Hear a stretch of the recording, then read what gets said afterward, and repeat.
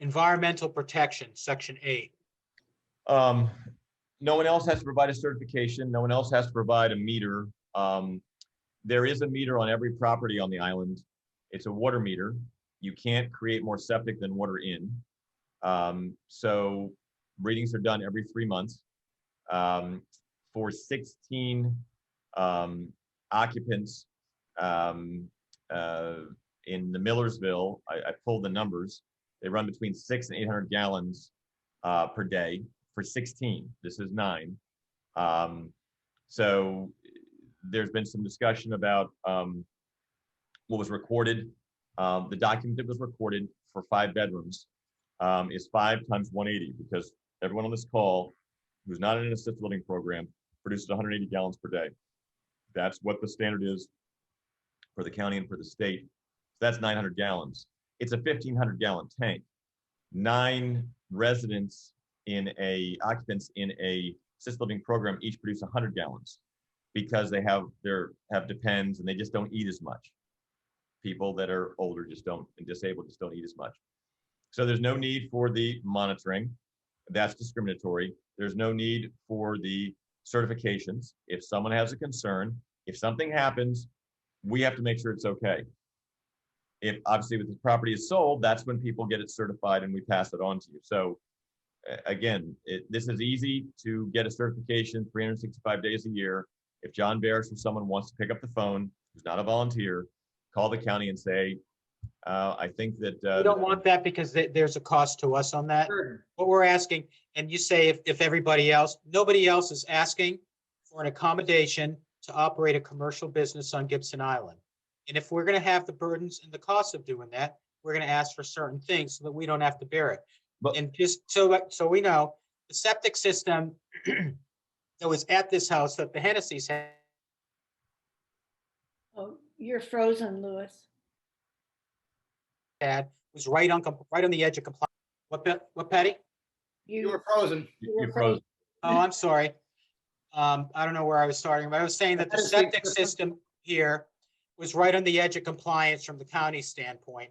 And that's why there was an agreement from the county between the county and the Hennessy and Franco's. And in any expansion, if they wanted to expand, would require approval from the county. We had our land use lawyers look at this, and this is why we want certification of this. And that's why this language is written the way it is. Right. If we continue to disagree, we'll reflect it to the board. Right. Let's just speak about Mr. Wechsler, your land use attorney, who raised many, many things, and none of them were picked up by the county, and none of them were true. And we brought in an engineer, and we brought in, and he has done this before on our other assisted livings. He worked for Mr. Roberts behind our other assisted livings. He raised all sorts of issues, and none of them were true. So the Hennessy's have a 900 gallons of flow that they got approved for 5 bedrooms, 180 gallons per bedroom. As I said, we don't get there with 16 bedrooms, but if we were at 905, let's take the flip side. If we were not agreeing to do 9 bedrooms in this agreement, we could go back to the county after 3 months, the first 3 months of operation, and go back to the health department and say, you see, we're only at 475 gallons with 9 people. We want to have 15 people because it's a 1,500 gallon system. And the health department would agree to that because we've proven to them that there's nowhere near the flow. But we're restricting ourselves, as we always have, to 9. So again, if it goes over that, there is issues with the health department. You all are saying, we want to know how much fecal matter, how much flow is happening, not because you are actually worried we'll breach the 9, right? Because you all are interested. You've been continually interested in what the disabled, what their septic is, what their amount of depends is. We don't want it mixed with our garbage, and it needs to stop. It's discriminatory. They're no different than any of us. That isn't even in the realm of what we're discussing here. We're trying to protect the environmental quality of Gibson Island and make sure that this is in compliance. If you're not going to do it, we will reflect that in. what I wrote you last It night. has nothing to do with discriminating against anybody. Lewis, what I wrote you last night, what I wrote you all last night and this morning, and gave to Jeanette, and she had some comments to it, was Fred Shilling is a good friend and has serviced Jeanette for a long time in her other homes. April 12th, 2021, Shilling Septic on Woods Road, and Fred Ray, who's the owner of Shilling Septic and who is the corporation's septic contractor. They do all the corporations, take care of all the corporation septic. He wrote to Guy Sakala, the president of the Gibson Island Corporation. Dear Mr. Sakala, during March of 2020, shortly after the Lucy's purchased 1753 Banbury Road Assisted Living Group Home, the Lucy's requested Shilling Septic and specifically Fred Ray inspect their septic system. Mr. Ray has provided the Lucy's septic services for more than a decade at their Millersville 16-bed assisted living group homes, each with 2,500 gallons of overall septic capacity. Upon inspection in March of 2020, Mr. Ray determined the previous owners had installed an advanced treatment ATU 1,500 gallon three chamber septic system with an additional 1,000 gallon pump pit capacity, which enables the electricity in the home to fail for more than 24 hours without septic overflow. Because of the new 55 kW automatic standby generator that has been installed, only 9 bedrooms as compared to the Lucy's other assisted livings with 16 bedrooms, the fact that the 2,500 gallon capacity ATU septic system is 40% oversized for the septic flow of 9 seniors in an assisted living program, including staff and meal preparation, it is Shilling Septic's and Fred Ray's expert opinions that the 1753 Banbury has one of the safest septic systems on Gibson Island. The Lucy's asked Fred Ray to independently determine by speaking to the Anne Arundel County Health Department on April 8th, 2021, if the 1753 Banbury ATU 1,500 gallon 3-chamber septic system with additional 1,000 gallon pump pit capacity and standby 55 kW is more than enough capacity to service 9 seniors and staff performing on-site meal preparation. The answer from Anne Arundel County Health Department was yes, with a likely 40% extra capacity.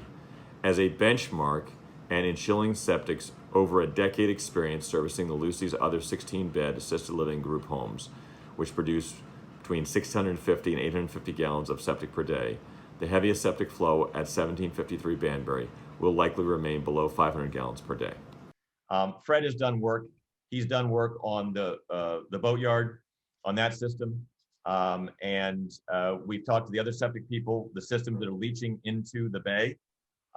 We don't know the current state of the system uphill from us, but Dr. Barn, prominent medical doctor, good friend of yours from UVA, Lewis, will tell you that while he was president of the club, that system was a disaster. Nobody was doing reports or anything else. I hope it's better now, but again, you all are asking from a place where you've got systems that I don't know if they're functioning or not now, and I'm not asking you. You have a responsibility to the environment to make sure they're functioning, as we have a responsibility, and there are laws for that.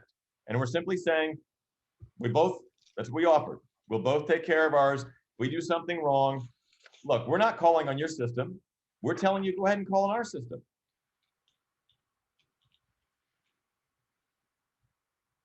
Okay, we will reflect in that you are opposed to Section 8 environmental protection. So as long as we're here, the septic system is right out here. Septic system is a 1,500 gallon tank. So the comment that was made to Jeanette, Hunter, and I was that because it's a business, somehow, happens to be a business for the disabled, somehow the blood and feces was different or somehow more toxic. And so a medical opinion, since they have no opinion, is the blood and feces, first of all, blood from what? The church is a business. The church has an ADA accessible restroom that's not accessible because of the ramp, not accessible because of the parking, but still, Okay. there's no difference. So the yacht squadron, you know, they're clearly on the water. Their septic issues have never been comfortable with anyone. They don't work. I mean, it's all reaching into Right. the water. I would say probably the boatyard too. You know, I don't know how many employees they have, but, you know, they're on the water, that's. And even their restroom, there's not a restroom on the island that complies, that has a path. Yeah, because Fred Shilling does ours, and he said, he's worked on theirs, it's failed. You know, I've taken care of people who are dying on the island.